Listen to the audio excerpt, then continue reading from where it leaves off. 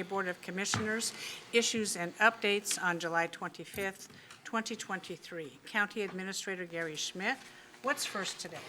Thank you, Chair Smith. Commissioners West and Schrader are attending the National Association of Counties Conference and will not be present today. There is a quorum.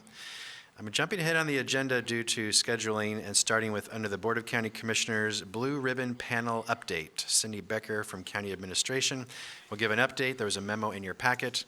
We're finalizing details before the event occurs. So Cindy, welcome and go ahead. Welcome, Cindy. Thank you. Thank you, everyone. Good morning.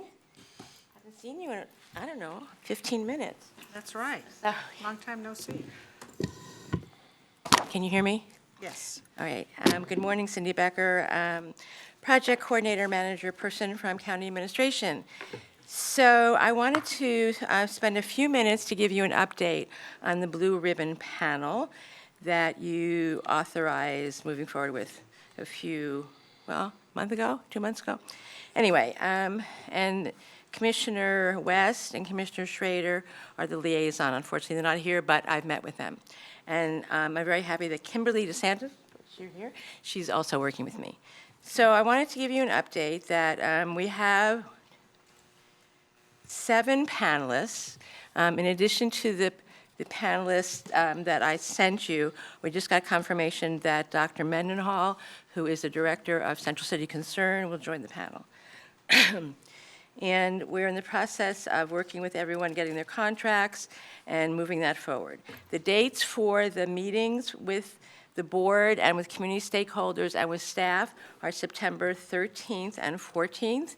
There'll be separate meetings with you in the panel. You're obviously welcome to go to any of the other meetings you want, but we have a special meeting specifically for the commissioners and the panel. We're going to be sending a save the date out by August 1st to make sure that we can get as many people as possible. We're inviting about 40 community stakeholders. And those stakeholders are including local elected officials, business, providers, peers, community college. We're trying to get as broad a reach of people as possible so we can really have an engaged conversation with the panel.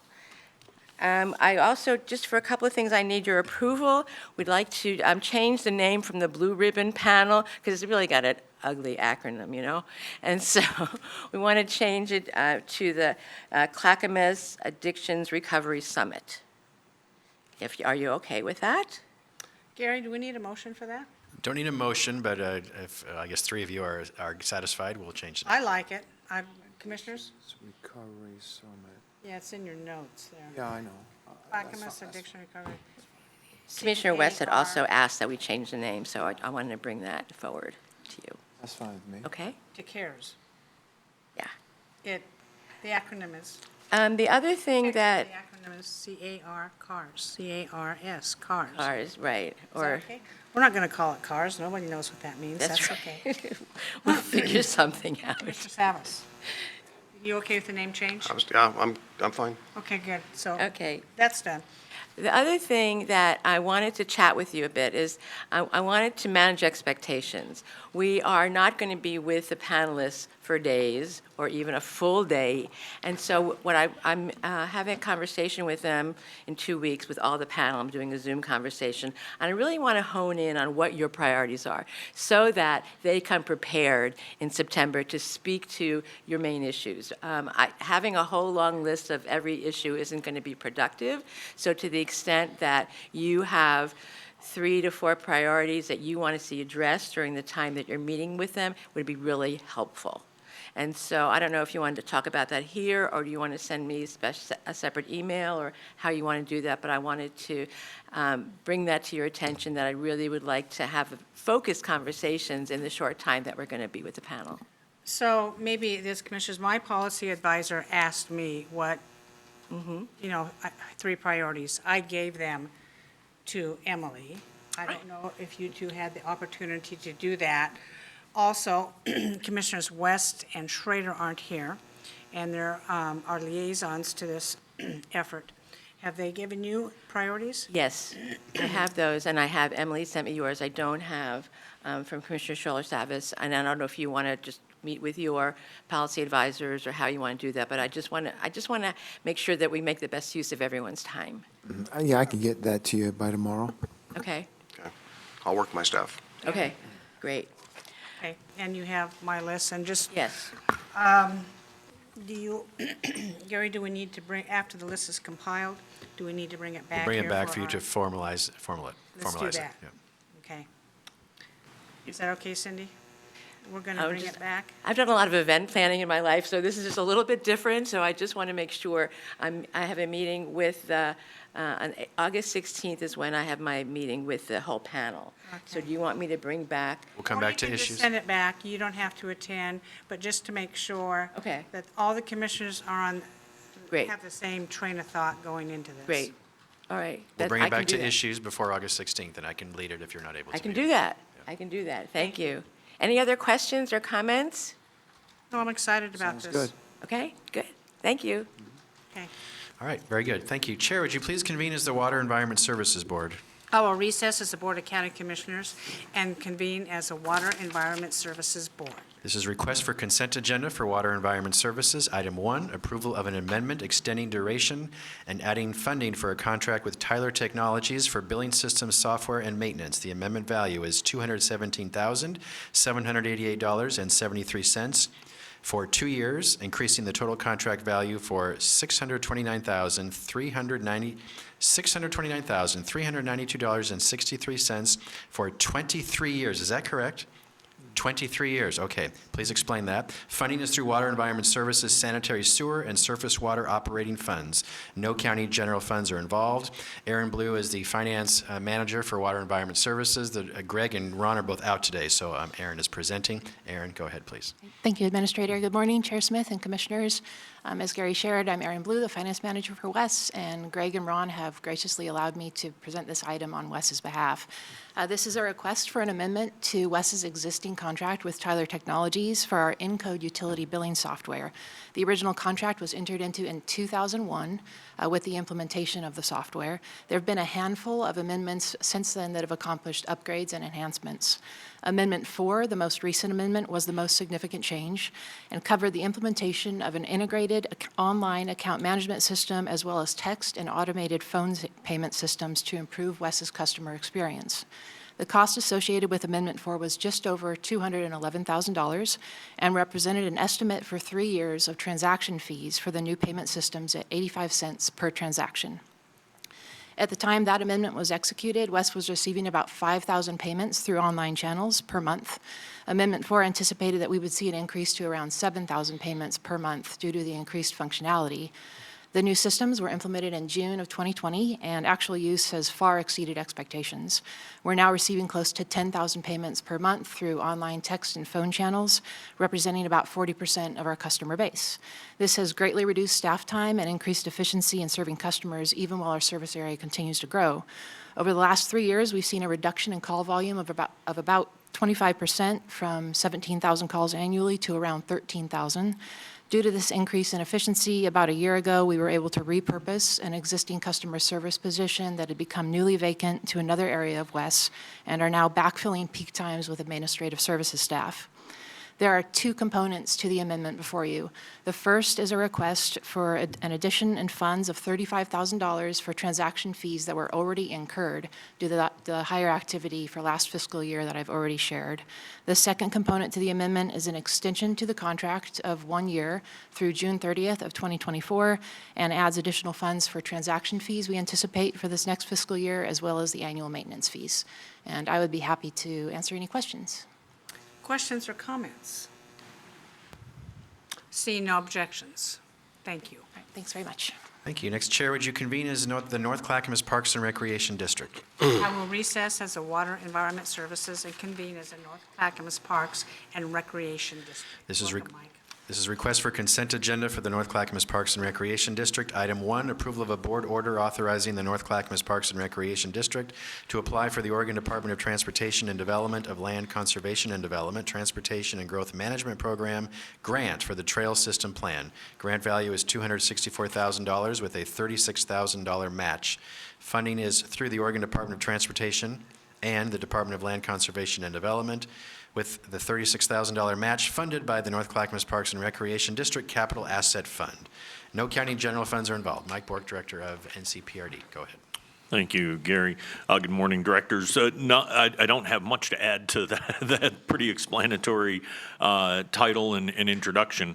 This is to be kind of a corollary to our system plan as indicated in the staff report. So we're undergoing the system plan efforts as we speak. We're getting ready to launch that here very soon. And that's going to give us a bit of an overview or a higher level view of our trails and system, trail system, but not really get into specifics on how to, take data that we get from the system plan and operationalize it. This grant would allow us, if we were awarded it at a fairly low cost, only a 12% match, for us to be able to take that information and develop a more full trail system plan for the district area. So we are asking and recommending that you approve the board order allowing us to apply for the grant. And if you have any questions, thank you. Go ahead. I have just a slight question, and I also have another question on a different matter while we have you here. So first of all, on the system plan piece, you've heard me say this before, I'm just a little bit concerned about what might be the stranded investment or the workaround with the uncertainty about the future of Milwaukee being in or out of the district, knowing that they're trying to exit. So not related to this per se, but certainly, unless you have an idea what that would look like, what the stranded investment may be for services rendered or the adjustment or recalibration of the system plan work if there is an exit. We would love to have resolution as soon as possible on that. But with that said, just like we did with our governance polling, our intent is to, as we do the first part of this, which is our needs analysis, and starting some of the spatial work and mapping work, being able to separate the city of Milwaukee data. So should they leave, we'll be holding lots of public engagement activities. And should they leave, we'll have to adjust our data. If they stay in, the data stays. I can't predict exactly what's going to happen, as you well know. So we have to move forward with our system plan. We can't be held up, in our ability to continue operating and offering services. So we're moving forward with the knowledge, and our consultants are very aware that this is an issue that is not resolved right now. Okay. Well, I'd love to have, I know we're overdue, I know we've had some scheduling issues and whatnot, but I'd love to have a conversation about that a little bit, just to tell you some of the feedback I've heard on the ground lately, which is in the lines of a lot of confusion. For every question, there seems to be confusion, and 5 or 6 more questions for every answer given. So with the complexity of that scenario we're discussing right here. So look forward to having that. The other one, a question I have, I'm looking down the agenda, not related to NCPRD, but down the agenda we have we're going to be approving potentially here this morning to go ahead with the guaranteed maximum price for the construction of the Oak Lodge Library. When will we see a like move for the Concord property? Yeah, very soon. We just, and as we had presented, I think, to the DAC and even at our board meeting that we just recently had with you all, it's going to be our GMP is going to be broken up into a couple of different elements. The first ones being the parking lot and land park site, but because we're still trying to gather information on some of the other components like the playground, which we're still waiting to hear on, one component of the funding, and the facility itself, we may have to bring it to you in a couple of pieces, but we were hoping to be able to present everything together, just didn't come together, but it will be very soon, because we're trying to, again, stay on schedule for everybody's start in early September, hopefully. Right. And again, for another conversation here shortly, if we can hook up, I'd like to have a conversation offline about when we had spoke, I was anticipating, as you were suggesting at the time or recommending, the roof, and you mentioned last week without the roof now, but the roof with a seismic tie-in, work to be done all at once, and I guess that's been pulled out. Well, we couldn't afford it. I mean, as part of what money we had when we're looking at the total project, The roof is functional. There's no leaks, there's no water entries, there's no known problems. So when I was looking at all the stuff that was needed, like the new electrical service, the new elevator, the new entryway, and all of that on the building, and the new HVAC air handling system for the whole building, I had to make choices, and that one was one that is, the facility is structurally sound. We've got all of the reports and inspections and certifications that say that. We were going to be doing an upgrade since we were going to be peeling the roof back, but since we're not doing that, it's not that we're not planning on doing the roof. As I explained, that's seen as more of a phase two, which may or may not be coinciding with a future bond, but we do know that there is other work needing to be considered and decided on for the building in the future. The roof is not one of those that reach that high level of priority. Okay. And just lastly, quickly, what's the anticipated life left on the roof? I don't know that I'd have to check with Kevin, our maintenance. I know we had it inspected. I don't know if they gave us anything like that, but I can certainly find out and follow up with you. Right, thanks. Commissioner Shaw, you all right? Yes, this issue on the trail system plan looks good to me. Seeing no objections, thank you. Thank you. Chair, would you please reconvene as the Board of County Commissioners? I will recess as Water Environment Services and reconvene as the Board of County Commissioners. Next is consent agenda requests for the Board of County Commissioners. First, elected officials, the Sheriff's Office. Item 1, approval of a personal services contract with EverHealth for comprehensive correctional, medical, dental, pharmaceutical, and mental health services at the Clackamas County Jail. Total value is $32,758,411.32 for 5 years. Funding is through the Public Safety Local Option Levy funds and $23,586,056.15 in budgeted county general funds. Captain Lee Eby from the Sheriff's Office, go ahead. Commissioner Smith, Commissioners, thank you for having me here today. I'm Captain Leby, the jail commander here in Clackamas County. First of all, I'd like to begin by apologizing for any confusion over not having answered questions that were remaining last time, so I'm here to continue that conversation with you. So I appreciate you guys taking the time today for that. Please do. So I received questions from our last meeting, and I would like to go over those and just kind of with some of the responses. The question that first came out was the contract expired on June 30th. Why was it allowed to expire? So we started the process back in September for this contract. Obviously, it's a very large contract with a 10-month lag, knowing that usually an RFP takes 4 to 6 months for that type of stuff.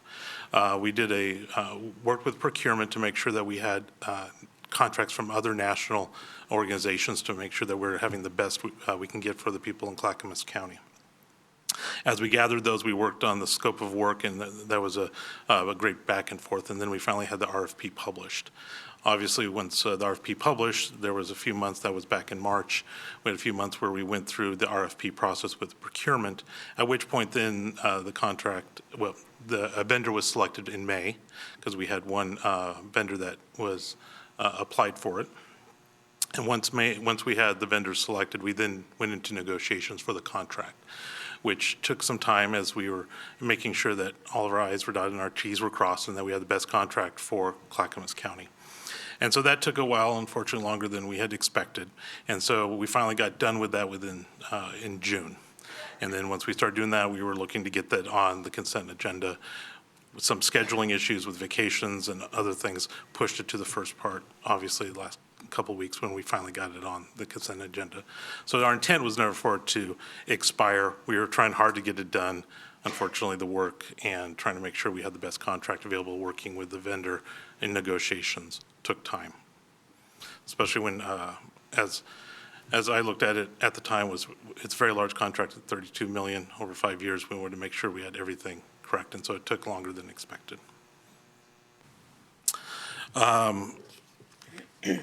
Commissioner Savas had asked about risk management. So I have Eric Machado from Risk Management, if you could come up. I must apologize to Mr. Savas. I misunderstood the question, and I mentioned no, risk management was not on the selection, but they were in the process with procurement, as is normally, to review the contract itself. And so I brought Eric up here to kind of talk about his role as we reviewed the contract. Thank you, Captain. Yes, as with most large county contracts that especially aren't on the template form, I review the insurance pieces of this. This one specifically I reviewed. There was some back and forth, if I recall, with the contractor around insurance provisions, around limits of insurance. Since I've been here at the county, I'm very familiar with these vendors. Formerly, we had Corizon, I believe, before NAFCare. And it's a big contract. It's a lot of risk. So we want to make sure that our vendor or our contractor is properly protected and protects us. That's the biggest piece. We don't do this ourselves. We transfer the risk to a contractor. We want to make sure they're protected and protect us within the contract. So that's how I reviewed it. There was some back and forth, not surprisingly, but given the size of the contract, there was some negotiation around the insurance pieces. So it was reviewed from that perspective. Great. Thank you for that. Since last Thursday, I've gotten a lot more feedback and got a lot of my big concerns alleviated, if you will. I feel a little bit better about them.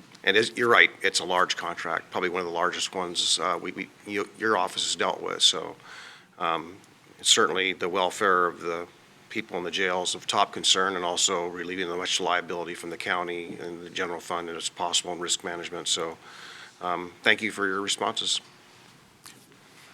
Thank you. Go ahead, Captain Eby. You're welcome. Commissioner's office also asked about county council and their involvement, and were they involved in depth? And county council is here today, obviously, if they have any questions, but they were also involved in the actual selection process. We had one of them sit on our board. There's many discussions that occurs with county council about this type of contract and this type of litigation. So yes, they were involved in the in-depth conversations as we went forward. And then obviously a review of the contract itself, which is done by county council's office. Commissioner West had multiple questions that kind of dovetailed into each other, so I'm going to give the questions and then try to explain out, so I think it'd be easier instead of taking more time. Commissioner West asks, how do we measure and monitor the effectiveness and quality of care within the jail? Does the contract have a quality assurance, quality improvement plan? If so, how is it implemented? And then what overreach is in place or what audits have been conducted to make sure we're achieving good health outcomes? How is the contractor held accountable? So I will try to answer all those in one answer. The scope of the work in the medical contract includes detailed audits and quality assurance process to ensure high quality of health care. The scope of the work defines the requirements, including a service level agreement, which is in Exhibit 1 of the contract, which has specific measurements. The performance standards include record keeping, reporting, service and performance in meeting National Commission of Correctional Health Care standards, staffing requirements, and quality of care for adults in custody. The contract defines remedies to include corrective action plans and required timelines the vendor must meet to correct those deficiencies. Failure to meet those required indicators are met with financial penalties for the vendor. To help oversee and ensure compliance with the contract, we have instituted multiple levels of oversight and auditing to ensure that the best quality of care is given and the contract is followed. And I'll go over those multiple levels now. First one is our daily oversight by the jail healthcare manager, who is a county employee. She oversees quality of care through records review and auditing. She is a certified registered nurse with a master's degree in health administration and management and a master's in nursing administration. She has 18 years of acute care experience and 8 years in custody health care. So she has a lot of experience within these type of patients. The jail healthcare manager primary job is contract compliance. She spends a great deal of her time reviewing standards of care and oversight of the performance of the vendor through reports and online observations. We have an annual audit performed by a third-party vendor. This assessment is conducted by an independent third-party vendor with correctional healthcare experience in order to provide an evaluation of possible risks and quality assurance. Contract language in NCCHC, which is the National Commission on Correctional Healthcare, standards are utilized to measure the quality assurance to ensure compliance by the vendor within this audit. The final report is shared with the vendor to develop an improvement plan on any deficiencies, which is then monitored by the jail healthcare manager. Patient records are reviewed, adults in custody are interviewed, staff are interviewed, and observation of the vendor's performance are all part of this audit, which occurs yearly. We have monthly continuous quality improvement, CQI, and quality assurance program reports that are done. Each month, 2 areas of medical care are audited to determine if acceptable standards are met within the contract. Those audits are done in conjunction with the medical vendor with oversight from the jail healthcare manager to ensure compliance. Performance improvement is developed for those areas not meeting the required standards as set by the contract. Areas that are reviewed include intake processing, timing of receiving screening, medication administration, annual pharmacy audit, controlled drug audits, segregation, restraints, suicide prevention, substance abuse care and treatment, continuity of care including medication, wound care, sick call, medical, dental, mental health, pregnant inmates annual assessment. And then medical staff, peer reviews, and training evaluations are also reviewed monthly. We have a quarterly multidisciplinary team meeting where the jail medical staff, including medical and mental health, and jail healthcare manager and the jail security staff review the CQI and the QA reports to determine compliance and ensure ongoing quality improvements are being followed by the vendor. Meetings also occur to address pertinent healthcare issues, quality improvement, infection control effects, AIC complaints, dental care, mental health care, and environmental inspection reports.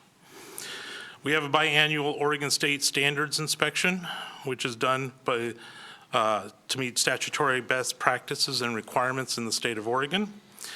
Part of that inspection, one of the areas is the medical services. A team of correctional professionals inspect the jail, review 24 standards and 98 subsection standards to determine compliance with the state national best practices in medical care for our adults in custody. Our last inspection, which was done this year, we received 100% compliance with the standards. Then every 3 years, we have a National Commission on Correctional Health Care does an audit for medical accreditation within the jail. NCCHC accreditation program uses external peer review by a team of correctional health care experts from around the country who come to our facility to determine whether jail meets NCCH standards. The survey process is rigorous, but collaborative with the goal of quality improvement. NCCHC is the only accrediting body authorized by SAMHSA that focuses on corrections. The Clackamas County Jail is currently accredited at 100% through NCCHC, both in medical services and as an opioid treatment program, one of only 15 jails in the country that is accredited. And finally, we have a grievance complaint process. The jail has a very robust system within our jail that for AICs, adults in custody, to file complaints and requests to the medical department. These grievances and requests are audited regularly by the jail health service manager. Any urgent or emergent complaints are addressed immediately. In addition, we have a 6-level review of all complaints to make sure that nothing falls through the cracks and that we're able to in place a corrective action plan if there's any problems noted. My hope is that that answers, I know Commissioner West is not here today, but I hope that that kind of answers the questions he proposed, and I take any questions from the board on that if there's any others. Just want to thank you for your thorough response. Yeah. The final question, which came from Commissioner West and Commissioner Schrader, both of who are not here today, are there other providers of this service? Yes, we had 2 that originally showed interest. Obviously, one backed out, the other one did. On the West Coast, it is pretty normal. There's only about 2 vendors that pretty much do this service. Nationally, there's a couple others, but none of them bid on this contract. So we only had one bid. That's accurate. When everything shook out, we had one bidder interested, and it's the same provider as we've been using. Yes, ma'am. Okay? Do we have questions, Commissioner Scholl? Captain Eby, this contract's for $32.7 million for 5 years. How much of an increase is that over the previous 5-year contract? Are you seeing, does this represent a large growth in the cost of the contract? Yes, I don't have the exact number on the top of my head. Is there anyone from finance that can answer that question? Elizabeth So Comfort? my question, Captain Eby, is if in fact this 32.7 million is a big increase, that whatever increase that is, do you consider that to be acceptable, considering the fact that you only had one bid?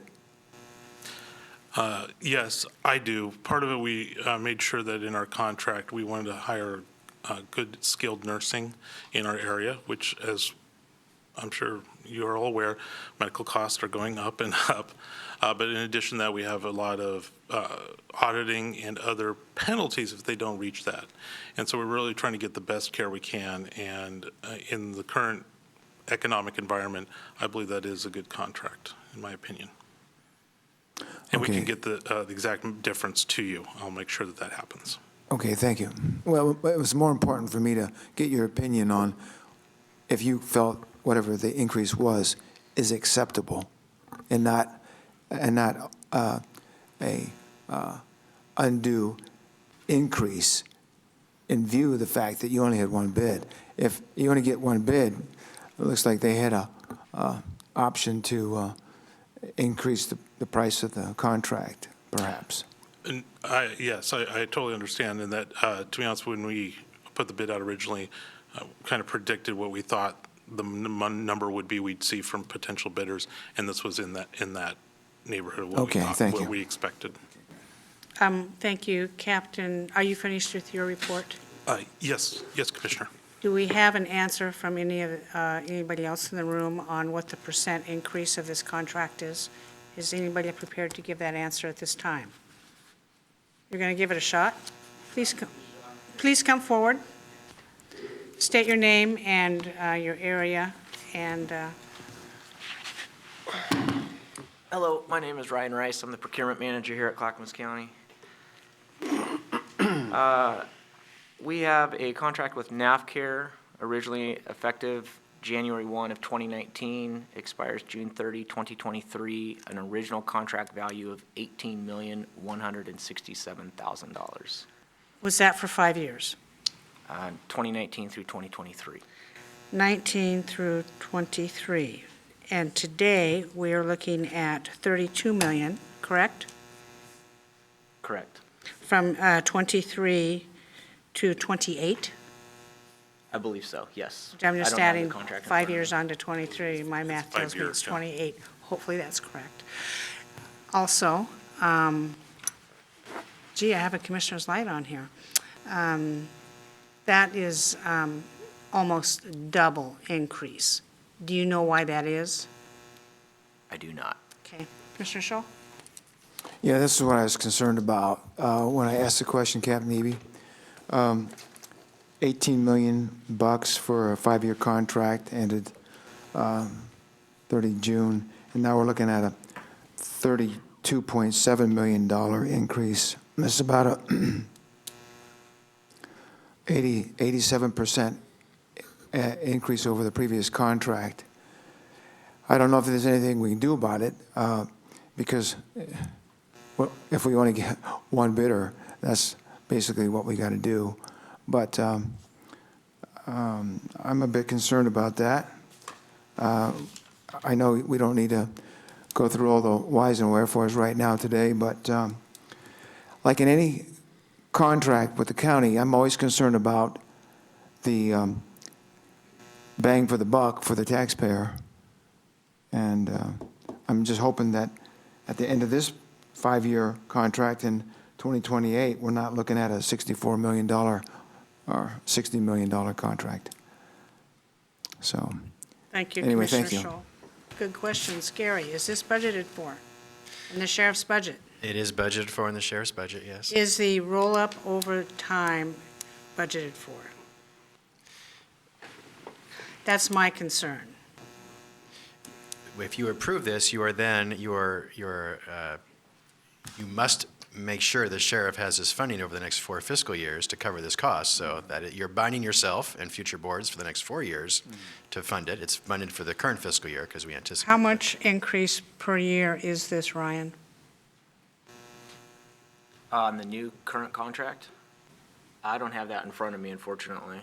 Somebody do the math for me right now, because we're not going to go forward. This is very, It's 14, per year, Yeah. well, not 14 over the 5 years divided by so it's 3 million 5 years. around. It's about 4, I think, at 3, 4. It's right here in this chart. 4.4, 4.7, 4.9, 5.2. So it's Is it on the almost front page? $4.5 million additional that I don't think this Board of County Commissioners, I know I'm not aware of it. General fund, correct, Gary? Correct, yes. Well, partly. Partly, public safety option levy fund's part of it, but the majority is funded by the general fund, correct? This has real budget implications for the general fund. I'm just telling the whole world on that. Everybody, on another note, everybody is coming to us. We want more, we want more, we want more, we want more. Well, guess what, folks? There isn't more. There is not more if we approve this contract today, and I don't see how we have any choice but to approve it. Sure, I have one more question. Commissioner Scholl. Yeah. Captain Eby, one more question on this. What was it, 2021, when the sheriff advocated for going out for increasing the sheriff's levy? Do you recall? I believe it was Okay, 21. yeah. 20 or 21. So this is about 9.2 million out of the public safety levy over that 5-year period. When we worked on the levy before it was passed, was this expenditure for EverHealth or for the jail included in her projections for what she was going to use the levy for? Medical has been included in the levy since Okay, they do good. take beds. And also looking at the document here, it's about 300,000 increase a year. Okay, thanks. 300,000 increase a year, the contract from year to year to year to year. Are you done? Yes, thank you. Commissioner Savas. Yeah, so just to make it clear, in response to Commissioner Scholl's questions and Gary's response, was the 4.3 million budgeted? Because as I heard the response was, it was within the range of the anticipated amount, the bid was within the range. So all the work that was done being back to September, it sounds like, is it within budget? So if it was calculated in the budget, maybe it's not as big of an issue. So what was the budgeted amount for this line item? It was included in the current fiscal year budget. Staff, this contract's been in work for 10 months, as Right. Captain said. So this is budgeted the current fiscal year for year one of the payment. At 4.3 million? Yes. Okay, then it's not a change. But I thought you said it was not. If we Going forward, approve, the next 4 years now, when you approve this, you're committing that the general fund will pay its increased portion over the next 4 fiscal years with an escalator each year. okay, I heard something different originally from you, Gary. Okay, I said what I said, so All sorry right. if there's confusion. Another way of saying it is that it's probably not practical to think that there's going to be a reduction in that particular expenditure line going forward either. So an Correct. inflationary amount of the modest amount, anticipated amount. I have a proposal, Commissioners, I'm throwing it on the table. You can make a 1-year extension instead of 5. And then it buys you time to work internally on what you want to see happen in the future, and that gives us time to see if there's other bidders that perhaps want to come forward. If in that response, I've got a question. What was your name again, sir? Ryan? Ryan, thank you. I got a question for you. Does that change the bidding environment? Did they bid on a 5-year, or would they bid differently if it was a 1-year? Is that fair to them?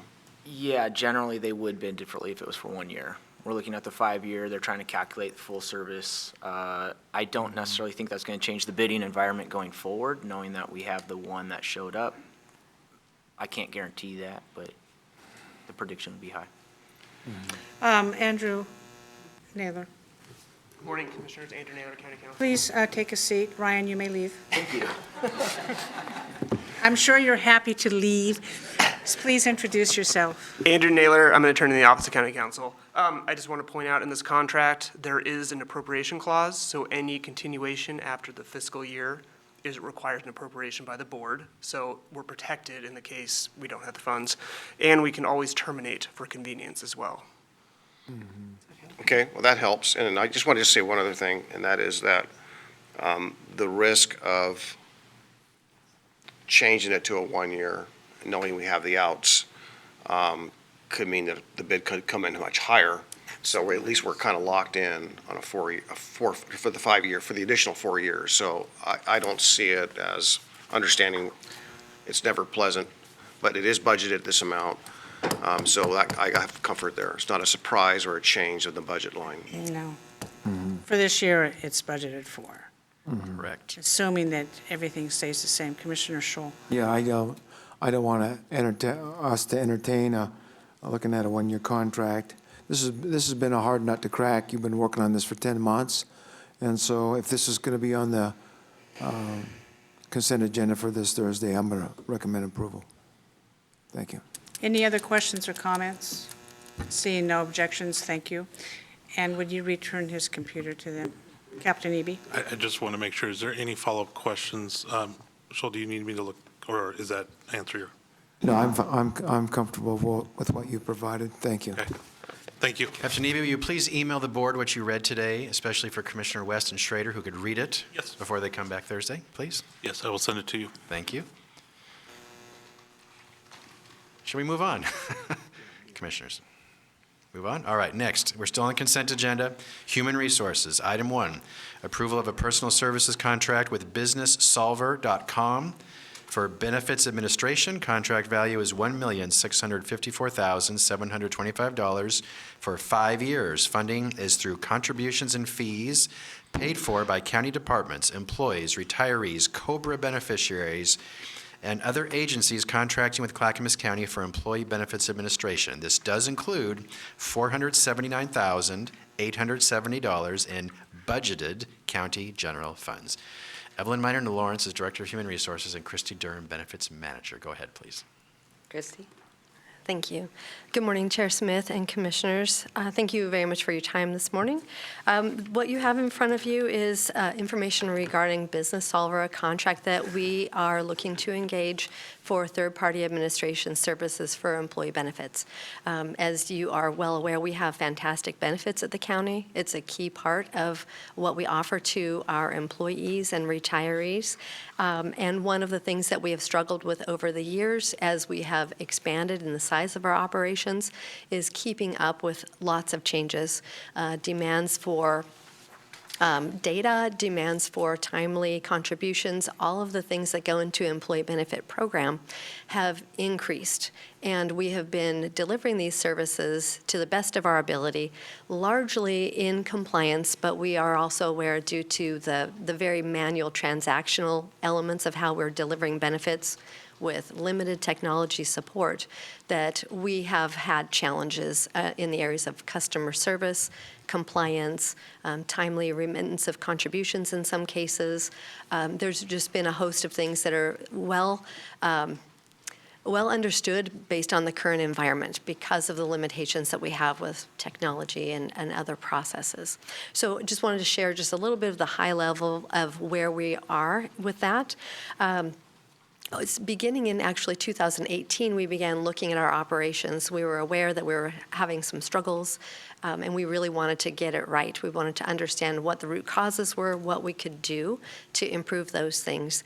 And over a number of years, we refined a business service delivery strategy for employee benefits that includes compliance, audits, timely experience for our customers, all of those things. And in the end of that analysis, over a number of years, we made the determination that outsourcing benefits administration was going to be the best option. We explored, could we enhance some of our technology that we had in-house? And we realized that we were still going to incur really a lot of costs, and we weren't going to get the best outcomes that we were seeking. We also looked at a fully outsourced option, and we realized that that also would then be failing to deliver in the customer experience if we just completely remove that from the county altogether. So the idea was to outsource the very transactional elements of employee benefits. So an employee is looking to make a change, they can call and just submit that information, and that will leave the benefits team in a position to deal with the more strategic efforts that we need to do. We need to really have those audits and controls in place, and we really want to make sure that we can have some data and analytics so that the organization can make better business decisions related to employee benefits. It's as you all are aware, it's a pretty high spend for employee benefits. We want to make sure that we're able to really evaluate and provide good business data going forward. So that's a bit about the background and where we're at right now. And in front of you, we've provided a lot of summary information. I want to go into just a little bit more depth. Some of the things that we have a very high reliance on those manual processes and workaround solutions. And some of those things that leads to is diminished customer experience, which I've shared, errors in reporting and compliance, unnecessary risk exposure, and we have limited time for strategic efforts.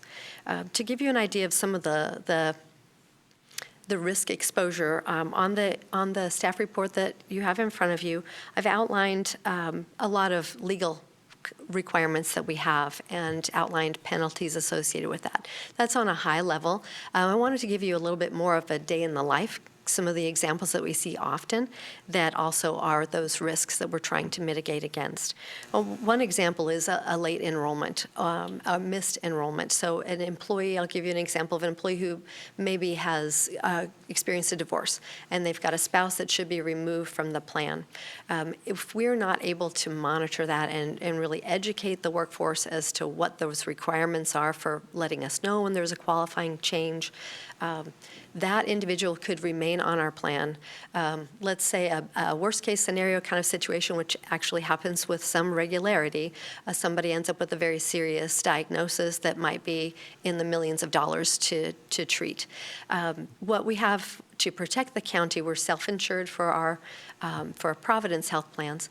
What we have is a stop-loss insurance policy. A stop-loss insurance policy limits the county's payout on a high claim at $250,000 in a year.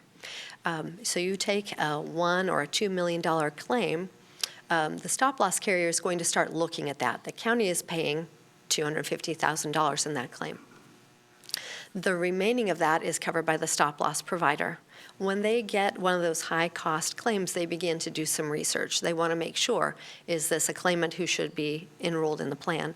If it is determined that that claimant should not have been enrolled because they're no longer eligible, there was a divorce, the county then becomes liable for paying the balance of that claim. The stop-loss provider does not have to pay that. The county will have to pay that high claim. And so that's an example of more a day in the life, not looking at an outside agency coming in to investigate us, but really that's what's happening. That's a level of risk that we are sitting with currently, and we have for a number of years. So that hopefully gives you a little bit of an idea of some of the risks that we're looking at. There are many, and I would like to just really acknowledge my team and our technology teams within the county for the work that they have done collectively to keep the ship going in the right direction by and large. But the risks outweigh our ability to continue to sustain that with our workaround solutions. So that's just giving you hopefully a little bit more background on that. And then our goal is... Please wrap up, Christy. Thank you. To really just provide better support to the organization, across the organization, from data to the customer experience and compliance. Thank you. Questions or comments? Yes. One, I believe, maybe it's just the way it's worded. So it's 1.6 million per year? It's over the 5-year period, so around $330,000 a year. So then that leads my other question then, based on your response. So I see it's $479,000 in budgeted county funds. So is that 1 year? Over 5 years. So we're using the word term budgeted, meaning it's budgeted for 5 years. So the annual budget amount is that number divided by 5. Correct. Okay. Okay, so only $100,000 is technically budgeted then? Correct. Okay, all right, thank you. Commissioner Scholl. Yes, I just want to say thank you for your work on this.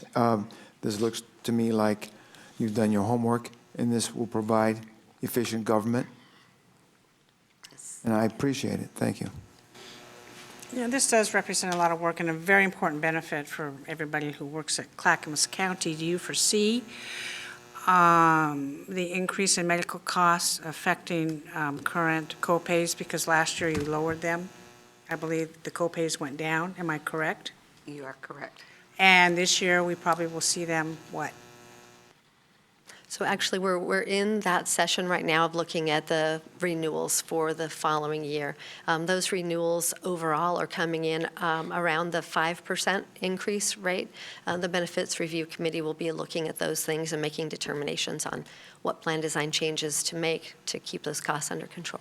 A 5% renewal rate. Gary, does that mean that the county pays an additional 5% in the medical benefits going forward after next year? Yes. Has that been budgeted for? For the current fiscal year, and it'll be part of the budget for, it'll Have be we part of the budget going budgeted for forward. an additional 5% with the budget we just approved? Yes. And Chair Smith, if I might add, that we work with the budget team regularly, and we assume about a 7%, a 5 to 7% increase when we are budgeting. And then they always ask for the following fiscal year to get an idea. So that does go into a little bit more of a long-term forecasting. Any objections to this going forward? Seeing none, thank you for all your good work on this. Thank you. Next, juvenile, item 1, approval to an intergovernmental agreement with Marion County for access to utilize Marion County Juvenile Detention Facility for emergency juvenile detention services. The agreement value is $500,000 for 2 years. I'm going to change what it says here. So this will come from general funds, but it's squishy. This only will be used if necessary. Sorry, Christine, I'm jumping ahead. So if it's not necessary, there's no cost to the county. If there is the necessity for these beds, this money will come from general funds. It is not technically budgeted in the juvenile department. They will use any carryover funds they've not spent, but if that is exhausted, I will be coming back to you for approval to use county contingency to fund this program. Because we don't know if it's going to be needed or not, and she just took a $1 million cut to her department from general fund. So I teed that up for you, Christina. Christina McMahon, Juvenile Director, please explain in more detail. Thank you, Gary. Good morning, Commissioners, Chair Smith. I'm Christina McMahon, Juvenile Department Director, and Gary did a good summary of that. I was here in May and sought approval to have the new IGA with Multnomah County for their detention services. On the consent agenda, you approved that IGA, and that reflected, because of for many reasons, a reduction in our detention capacity with Multnomah County. We went from 13 beds down to 8. Some of you folks expressed concerns, and I shared with you that we were investigating some backup options in the event that we had an unforeseeable situation happen in our county, so that we were prepared. And as a side note, I didn't say this back then, but another important aspect is we've been working on updating our continuity of operations plan, or COOP plan, and it is very important to have an alternative site for detention in the event that Multnomah County had some sort of calamity happen to them that made them unable to operate their detention facility. So there's another benefit to this.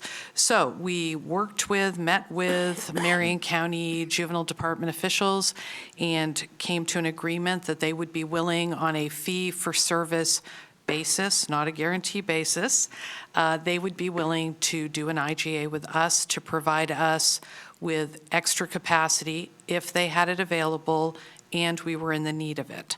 And last week, this was presented to the Marion County Board of County Commissioners, and it was approved. They signed off on it. So I'm here asking for you to put this on the consent agenda so that we can have this backup plan in effect, and because we just have no way of knowing if we will have an occasion to use this. And as Gary already stated, if we didn't have funding available in our current budget, we would be going through the process of working with the county administrator and finance to access contingency funding to pay for it. Questions or comments? Sounds good. Seeing no objections, thank you. Great. Thank you so much. Have a good rest of your day. You too. Next, Transportation and Development, item 1, approval of a guaranteed maximum price contract with P&C Construction for construction of the Oak Lodge Library. The amendment value is $15,314,232. Total contract value is $15,461,232. Funding through county ARPA funds, state ARPA funds, Oak Lodge Library District funds, and $5.7 million in budgeted county general funds. Dan Johnson, Director of Transportation and Development. Go ahead. Thank you so much, Chair Smith, Commissioners. I want you to hearken to the back of the room. Poor Jason, all he wants to do is build a library. Essentially, we met with the Board of County Commissioners on May 17th. The board approved additional funding for both the Gladstone and the Oak Lodge facilities. Basically, this is an agreement solely for Oak Lodge, similar to the one that you previously approved for Gladstone. Essentially, the dollars, the GMP in here that's contemplated as a part of this contract was in the cost that we shared with the board originally and which was fully funded by the board. So with that, I'd be happy to answer your questions you might have. This essentially, if you look through the contract, it talks about schedule, still targeting kind of September for start, but entering into this agreement allows the ability for our contractors to do advanced procurement and acquisition of materials, which then obviously assists with costs, et cetera. So happy to answer any questions you might have. Is this a guaranteed price? Yes. What if the price comes in lower? Because we have a project in Clackamas County where the price is coming in lower than anticipated. We just have a situation where the price is coming in lower. My question is this: if the price comes in lower than what this contract approval is, do we get paid back to the general fund? Let's say it comes in $200,000 lower, $250,000. That is possible in the environment that we're now in. This may not happen with the library, but what if? Can you hear me? Yes, I can. Please introduce yourself. Oh, sorry. Jason Varga, Project Manager for the Oak Lodge and Gladstone Community Project. If it came in lower, it would, we would get the money returned back from the contractor. Right now, they've bid out. When we got these prices, they did competitively bid out to all the subcontractors. So my concern is this. This is what happens in the construction world. These prices went out to bid when prices were very high. Prices have gone down in some areas on construction materials. However, we're still being charged for the higher price. Is there any way to negotiate or mitigate that? We're in a very volatile building market. We're going up, we're going down, we're going sideways. So you probably hadn't considered, what if prices went down? The way the contract is structured right now, those are bids that have gone out to the marketplace. There is a discussion around material cost adjustments. Some things are going down, some things are going up. Fundamentally, this bid aligned with pretty close to, I'm assuming, the estimated cost of construction for the project. Yeah. On the discussion on the savings, it essentially would build, if there are savings in certain areas, I'm assuming essentially it would build additional contingency funds to allow, because if you look at the bids themselves, there's certain areas and elements to that on certain deliverables. And there's a contingency built into the project, but if there's a savings in certain areas, it would allow us to adjust those dollars into other areas if needed, or allow us to build more contingency in the project. Okay. And then at the end of the construction, let's say there's a large balance in contingency that has not been spent. Where does that money go? Back to the county. Okay. Thank you. Commissioner Scholl. Yes, okay, so this project went out for a public competitive RFP process, and P&C won the contract at the lowest bid, is that correct? Yeah, we did an RFP back in 2021, I believe, and we had, I think, between 6 to 8 general contractors, and they had a competitive RFP based on, at that time, it was based off of their fees and markups, and their general conditions, what they would charge to manage the projects. And then, since then, PNC was successful. They've gone out and competitively bid all the subcontractors' work that they will manage. Does that Okay. make sense? Okay, thanks. Commissioner Savas? Yeah, I think staff has answered the questions, I think, as I interpret them then to be, and the way the language reads here is the guaranteed maximum price. There's no minimum price being set for this. Right. So therefore, I think your answers are consistent with that. Thank you. I should also highlight the fact that we did talk with county council, because there's a cooperative agreement, a construction agreement between the two entities at play here. One's the library district and one's North Clackamas Parks and Rec. I believe that discussion is being queued up for next week for further dialogue with the board. Okay, great. Seeing any objections? Try out one more question. Yes, go ahead. This is a little bit offline, but, okay, so when this project is completed, the building is completed, it's empty of books. What's the process for filling it with books and paying for that? That's funny. I've been wondering about that. I wake up at night wondering about how you're going to do that. I just talked to Mitzi Olson about that particular question. There are dollars budgeted in the total project price to move. The question is, what's the most efficient and effective way to do that? And we're assessing that. Okay, thanks. It's a lot of you're moving a lot of books, and so there's a question about how, where, when, and what, so. I'm going to not object to this, but I am concerned that we're paying more than we need to right now on both library projects. I see no objections, but I think I'll talk about that next Thursday. And I don't think county staff is prepared to think in the opposite of what they're presenting to us today, Gary. That's a problem. Okay. Thank you very much. Next, Finance Department. There are 11 items that are exactly the same, so I'm going to do this in a batch.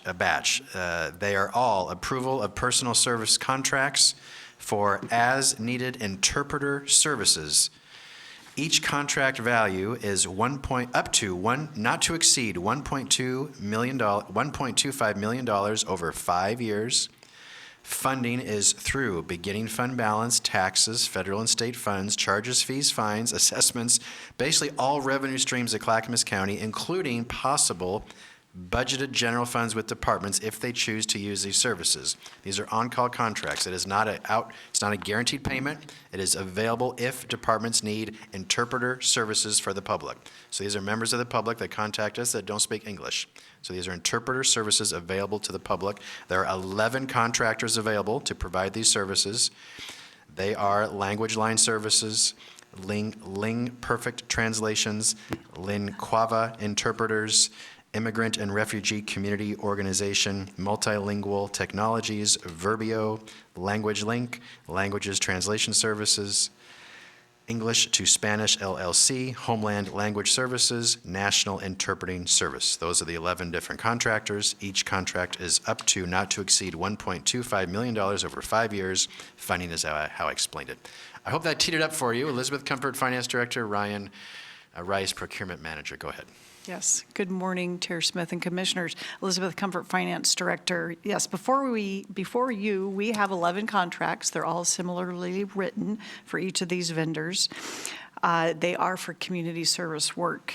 We talked with Health, Housing, and Human Services, Adam Curl, and he shared which they use the most of these services. They're providing to patients and clients who don't speak English, and they range from dental appointments with regular doctors, even our own behavioral health services like therapy. These contracts can also be used for document translation items like intake packets and any required documentations that are sent out to our patients. They are billed to the department that uses them, and those are with budgeted dollars in each of the individual departments. So all the departments would share these on-call contracts between these 11 vendors. Thank you. Commissioner Shaw? That's a lot of contracts. It comes up to $13.75 million. I don't see in the paperwork here how much per hour is billed. And second question is, on all these 11 contracts, these contracts are for a company that does translation, right? And so what they take something off the top of these contracts for every hour that's needed to be billed. So what is the percentage that company charges? In other words, for 1 hour of translation services, what's the real cost per hour? Well, each vendor has submitted their hourly rates or their interpretation rates, and that is set in each contract, and that is how we are billing per hour. So just maybe as a matter of clarification, what we do is we run in our finance department what we refer to as strategic contracts for the entire county to use, and we run that as an RFP. So we put out a competitive RFP, and with the scoring criteria and minimum qualifications and a whole host of varieties that we use to score. And as long as the vendors meet that said criteria and or score accordingly, we will then put them onto a contract. And one of the items within that submittal sheet is their fee schedule and their rates per hour is how they charge. And there is no guarantee that all these are going to be used at that full dollar amount. Just as a matter of clarification, this is an on-call or as needed. It's an indefinite quantity. We don't know.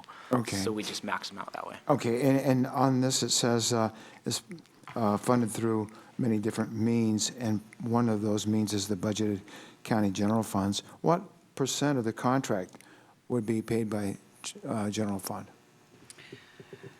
Yeah, Commissioners, well, there's no way for us to know that at this time. We could ask each of the departments how they budget for these services, and that would give us a good indication of where those dollars exactly are coming from. I believe majority, like in H3S, they are from grants. They're paid through grants. So general fund would be used, I believe, very minimally. That's a hopeful. Mm-hmm. Okay, thank you. But they would be budgeted. Okay, thank you.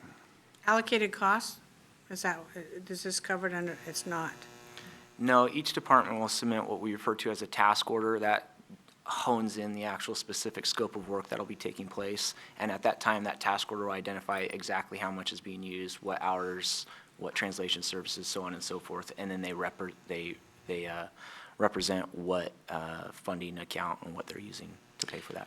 Yeah, and cost allocations are more to pay for our central services. These are contract services that are outside of the county employees. So we're contracting with these vendors who have folks that can assist with the translation, either transcripts or oral translations for clients. Any questions or comments? See no objections. Thank you. Next, Health, Housing, Human Services. Item 1, approval to accept the Community Development Block Grant Award. Grant value is $2,203,585 for 1 year. Funding is through the U.S. Department of Housing and Urban Development. No county general funds are involved. Rod Cook, Director of Health, Housing, and Human Services. Go ahead. Good morning, Commissioners. This and the next two items you will hear today are all related to the action plan approved by the board on May 4th of this year. The approved plan serves as a required annual application for HUD funding for Clackamas County. It includes a list of funding recommendations based on CDBG, that's the Community Development Block Grant proposals, followed by approval of the annual application to receive the funds. This request is to accept the approved annual allocation approved by HUD on June 28th of this year. Questions or comments? Seeing no objections, thank you. Item 2, approval to accept the Home Investment Partnerships Grant Award. Grant value is $1,088,143 for 8 years. Funding is through the U.S. Department of Housing and Urban Development. No county general funds are involved. Yeah, as stated, this is part of the approved action plan and approved grant application. This request is to accept the annual home grant allocations approved by HUD. This grant provides funding for affordable housing projects and grant administration throughout Clackamas County. Questions or comments? Seeing no objections. Item 3, approval to accept the Emergency Solutions Grant Award. Grant value is $193,644 for 1 year. Funding is through the U.S. Department of Housing and Urban Development. No county general funds are involved. This is very similar. This is part of the approved action plan and approved grant application. This request is to accept the annual emergency solution grant allocations approved by HUD. These grants fund affordable housing and services to help low-income members of our community increase self-sufficiency and reduce homelessness. Questions or comments? Seeing no objections. Item 4, approval of an amendment updating program language to a revenue agreement with CARE Oregon for updates to the shared accountability model. Estimated revenue of the amendment is $500,000 for 2 years. The total agreement value is approximately $4,068,430 over 9 years. Funding is through CARE Oregon. No county general funds are involved.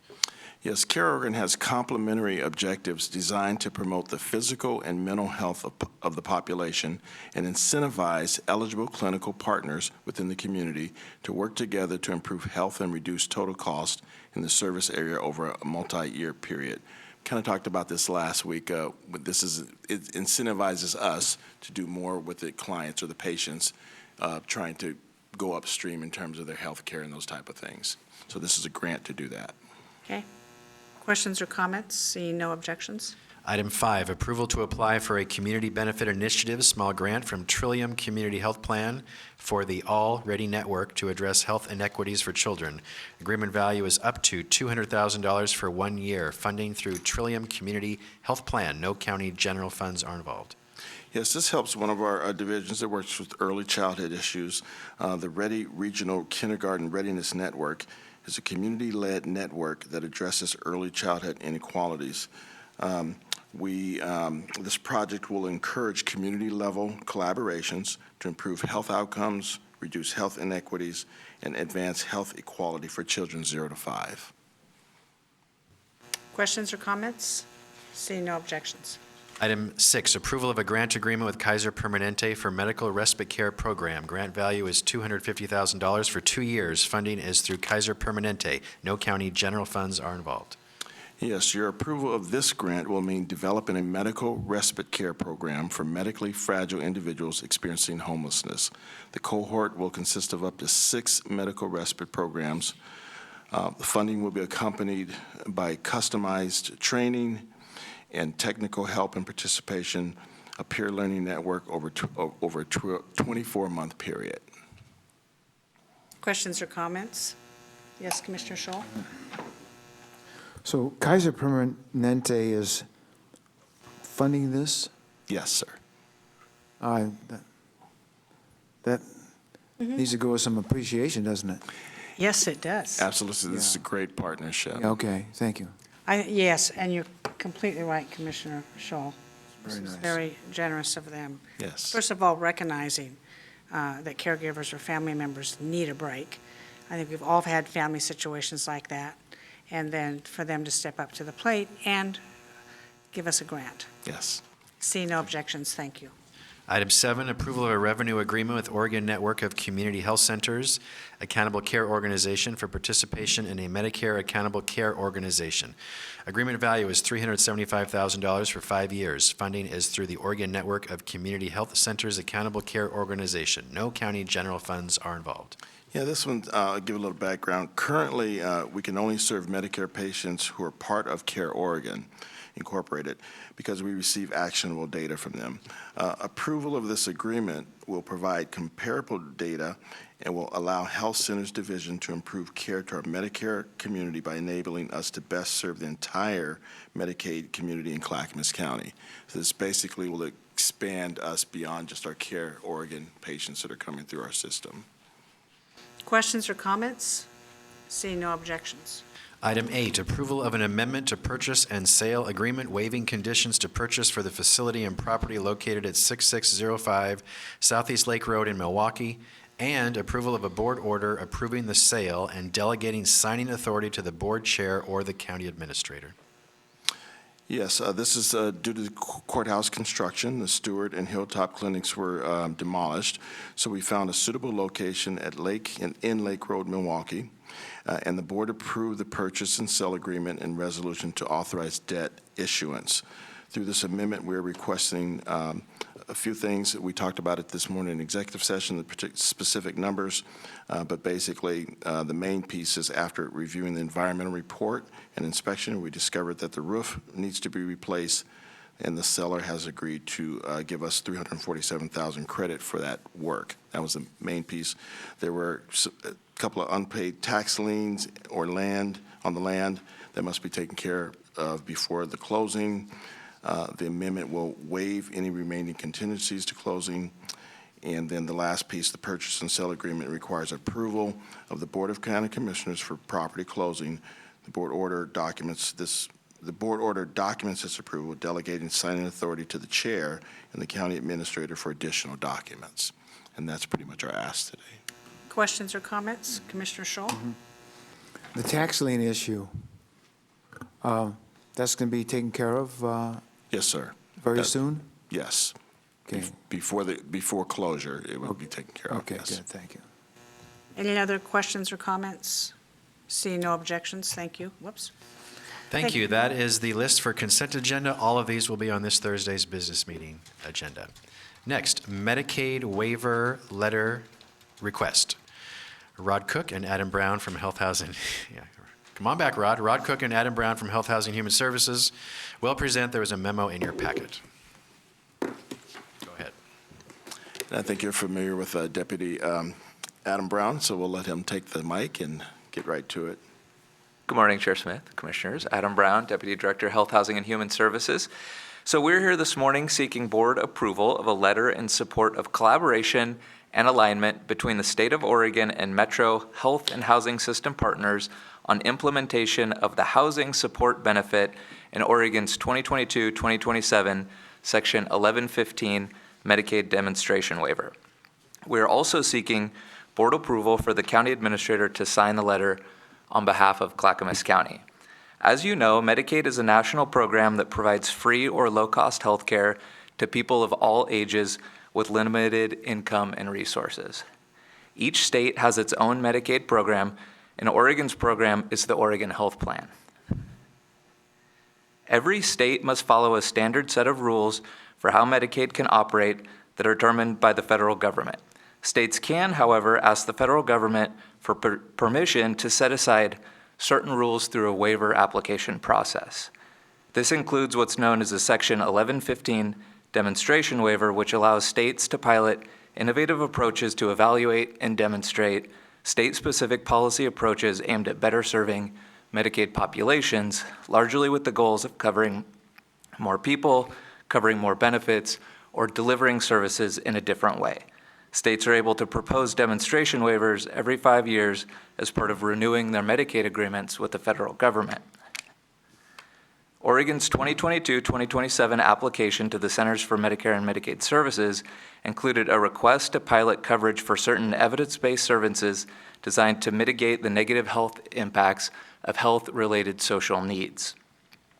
Included in the request was housing supports, which covers things like outreach, housing navigation, case management, supportive services, and rent assistance for up to 6 months. The state's demonstration waiver request was approved, and the health-related social needs benefit will be rolled out starting in 2024. The Oregon Health Authority and the Oregon Department of Housing and Community Services are currently working on how these benefits will be administered under the Oregon Health Plan.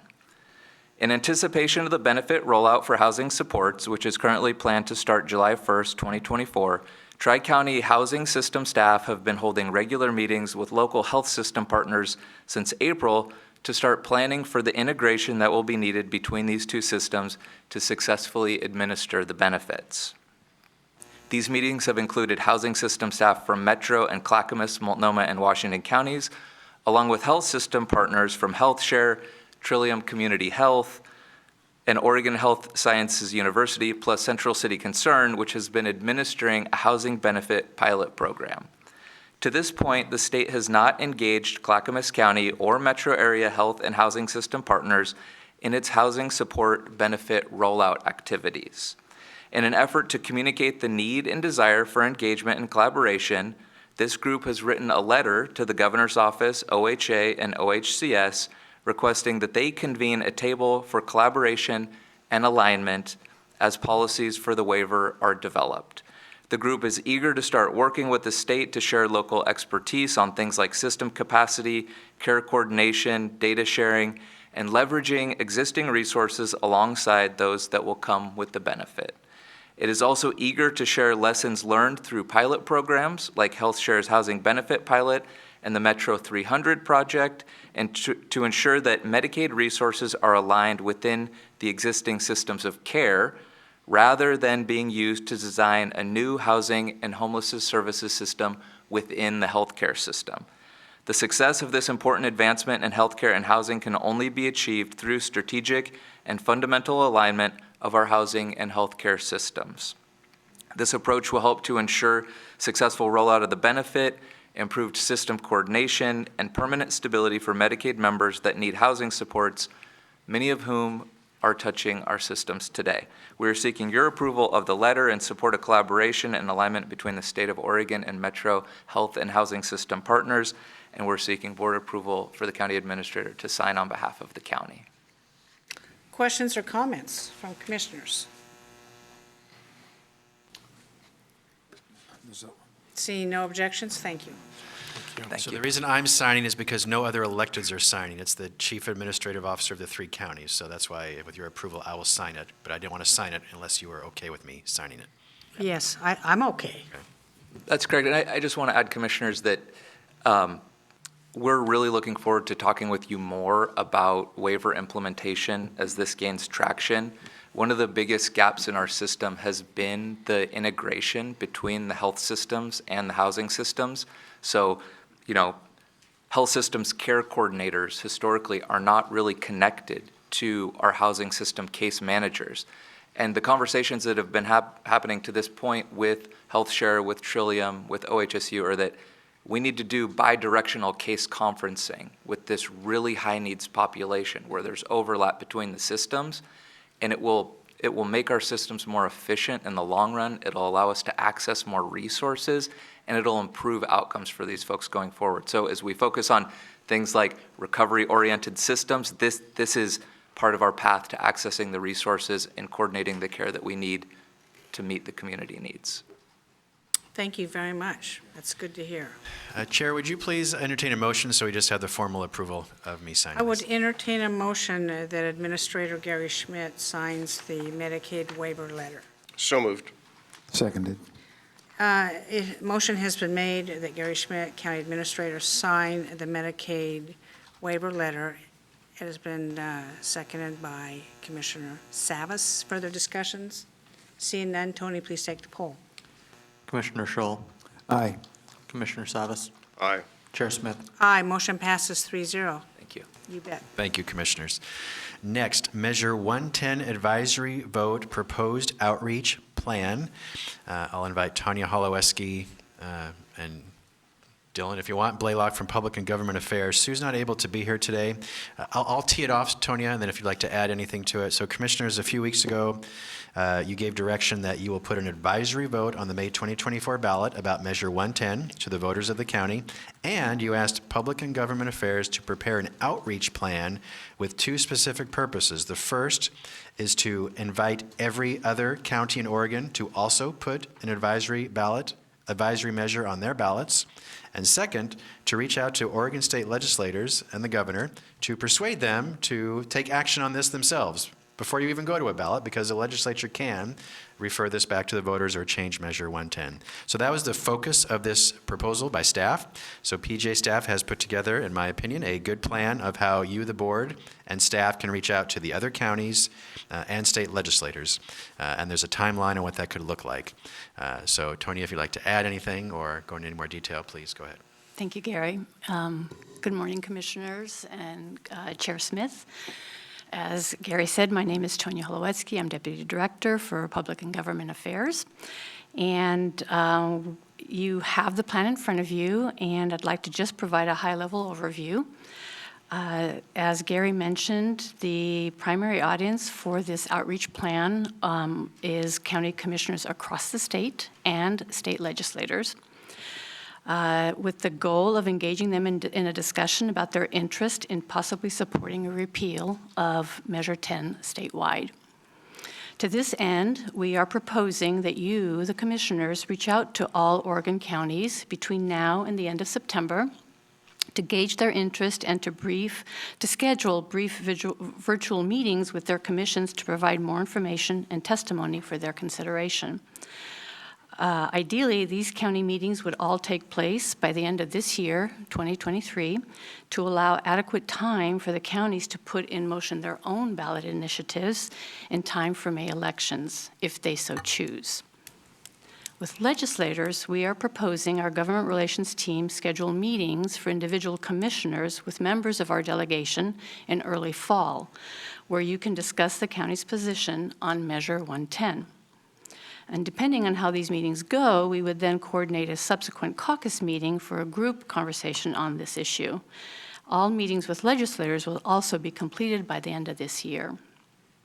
We also recommend you reach out to the county's cities to schedule presentations at their respective meetings in early 2024 to engage them in this effort as well. Finally, to engage county residents, we propose putting out an unscientific survey about the proposed ballot language. The survey would be hosted on our website. It would open in October, run through November, with results presented to you in December. We believe this multi-pronged approach will help guide your further discussion and subsequent action steps related to the proposed measure advisory note for the May 2024 elections.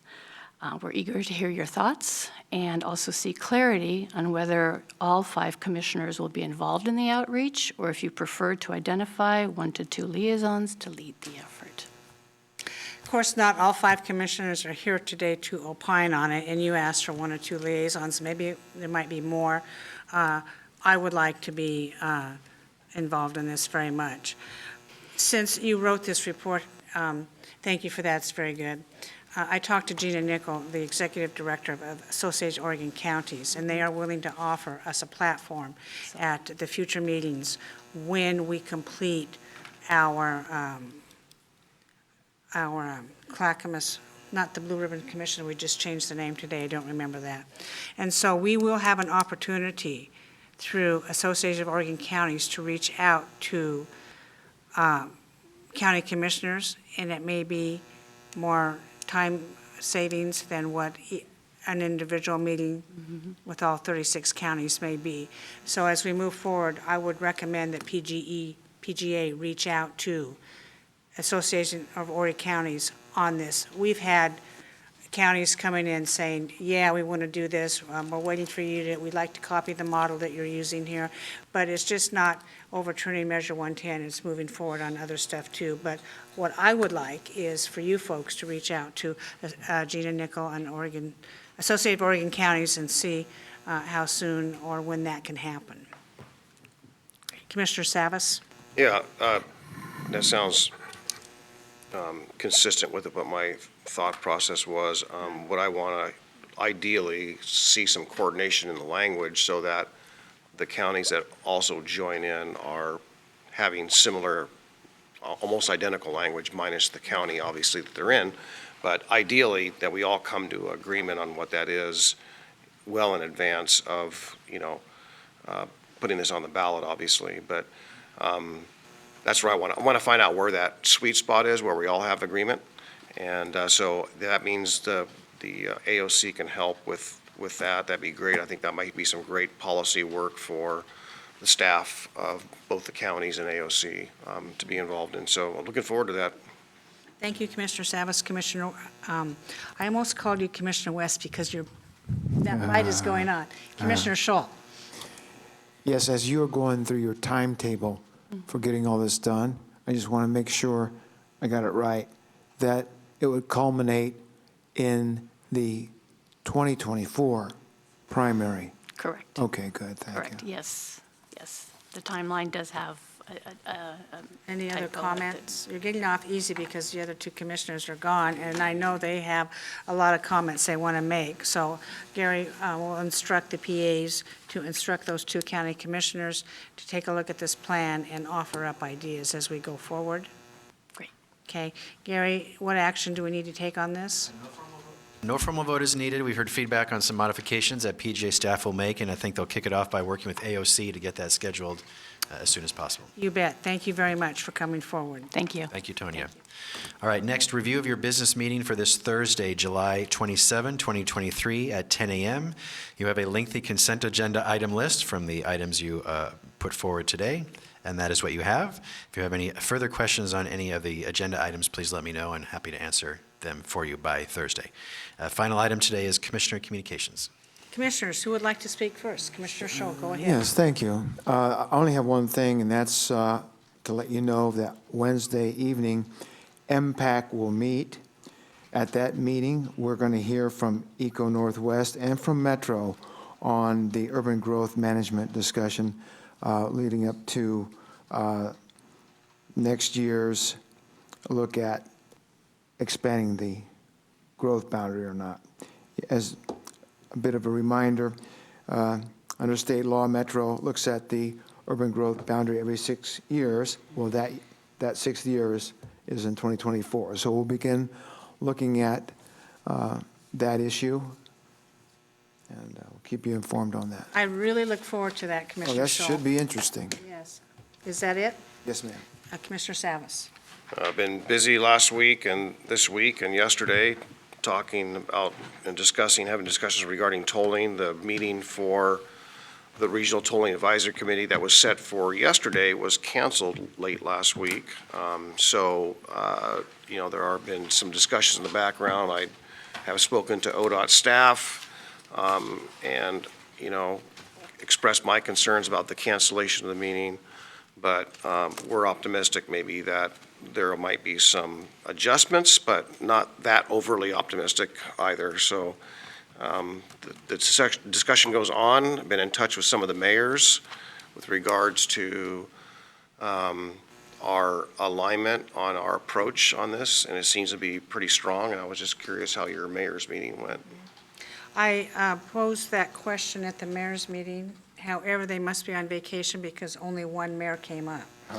But I did ask the mayor of Tualatin, what the thinking and feeling was. And they kind of want to do the course, see how the legislative committee on transportation, on this tolling, see what they do. I do not think at this time there's general support to sponsor IP4. This one mayor told me, okay, going forward. But we're going to wait and see on that. I also am mindful of this, Paul, this email that was sent out this morning on the EA. Oh, I didn't see that. Yeah. If you want to speak to that, it seems that ODOT has made a decision regarding on how they're going to answer the EA with different projects in mind. Yeah, I'm familiar with the ODOT email that came out. I just didn't see that email to you also. So I think it's an ever-changing environment. Yeah, well, yes, thank you, Chair. I don't want to cut in on your No, go ahead. time, but I do think we have to have a discussion on how we feel as a county with ODOT pulling back on the third lane and the bottleneck. There's got safety implications that we've had concerns on for a number of years. We've got tremendous amount of staff time, as do the cities as well, following and responding to and guiding us through this whole process. So I hate to see all those dollars lost. And if the region has these high bars for climate and safety, that's in jeopardy with the pulling back on the lanes and the bottleneck. So I don't think they're going to accomplish their mission there. And most importantly, they made a big deal out of making that corridor seismic resilient and the Abernathy Bridge seismic resilient. And they're not going to accomplish that with just the Abernathy. No. All they're doing is just moving it down to the 8 other bridges in the path that aren't seismically resilient. So, And they mentioned that in this, and you're right, they mentioned that in this email. And Gary, we're probably going to have to go back for some more discussions on this. I'd like you to reach out, go to Transportation Department, to see what our focus would be now. Will do. yeah, I know that we've had a number of commission changes through attrition and elections and so forth, but I do want to say that there was a time when the number one project for Clackamas County was the Sunrise Corridor, followed by the bottleneck, or the I-205 bottleneck, and this board commission, again, different iterations, changed that somewhat to my chagrin, because the Sunrise is so important to us economically and building assessed value and be able to bring more dollars into the county. But nonetheless, here we are, maybe 10 years later, with maybe empty pockets, so to speak, when you come to the aspect of we never got the project. We haven't got any projects, I mean, except for the Abernathy Bridge. Yeah. And so that is an issue, and funding is an issue on all these projects. I don't know that we really, it was a conscious decision to ignore Sunrise, because we had the state grant to start the study and the outreach. So I think that with that in mind, just naturally, we shifted over there, although I do support the Sunrise very much on that. Is that it? Yep. I really don't have anything today. I said enough today regarding budgets. I am concerned about budgets going forward. And the budgeting process was very different this time, Gary. In some of these line items that have come forward, the increases, we didn't see the budget this year because we managed the budget differently. And so I was surprised at some of the increases going forward. I just hope that we're able to weather the future increases. I just hope our revenues come in to support our general fund. I'm always concerned about that. But I want to thank the budget team for all the work they've done on that. And see no further business before this commission, we are adjourned.